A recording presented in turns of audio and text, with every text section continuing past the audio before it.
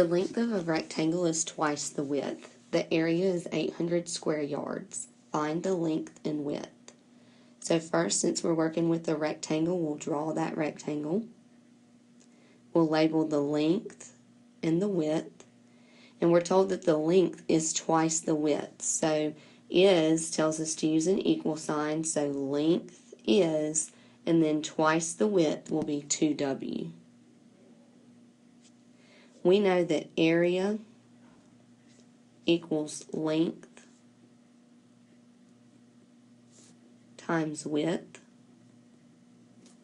The area we're told is 800 yards squared, and we're told that the length is 2W, and we know that the width is W. So what we have here is 800 equals 2W squared. We could solve this quadratic equation by factoring. We could solve this quadratic equation by the quadratic formula.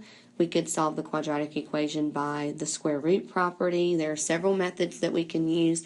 What I'm going to choose to use here is the square root property, which means we need to divide both sides by 2 to get the squared term isolated.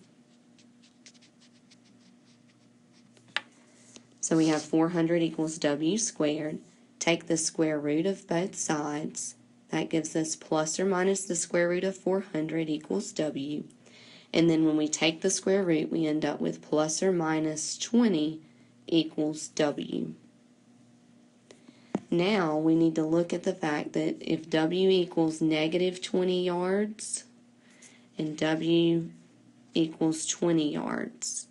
So the solution that we found is negative 20 yards does not make sense in this application, so we will stick with the answer of y equals 20 yards, and we'll use that in the equation. L equals 2W. We'll substitute in for W, and we get L equals 2 times 20, so we have found that L is equal to 40 yards. So our length is 40 yards and our width is 20 yards.